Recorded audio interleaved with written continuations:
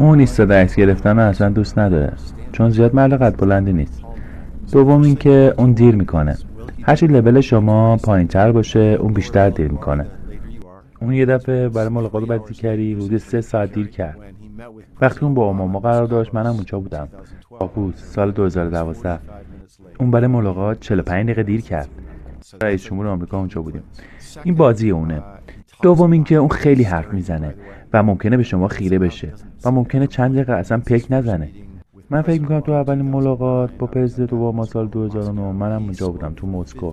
اون حدود 45 دقیقه بدون وقفه با مترجم و مترجمانم صحبت کرد. این کارو تمرکز مترجمانم ریخته بود بهم.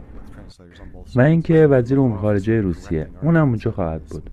اونم شخصیتیه که خیلی خاصه و با رفتار شما رو آزار میده. و سوم چیزی که از اون به ذهنم میرسه اینکه اون خودشو اصلا نیازی به بستن قرارداد نمیبینه و اینکه دوست داره پرزیدنت ترامپ رو کنار خودش نگه داره. اما من فکر میکنم اون میدونه که ترامپ برای اعاده حیثیت جهانی پیش اونه و با اون داره صحبت میکنه. آیا اون دستش تکون میده موقعی که استرس داره، آب میخوره، آیا سیگار میکشه، چیز دیگه به ذهنت میرسه؟ فقط اینکه میدونم اون خیلی رو قدش حساسه و دوست نداره عکس بگیره. قدش مگه چقدره؟ قدش فکر کنم حدود 1.5 متر باشه.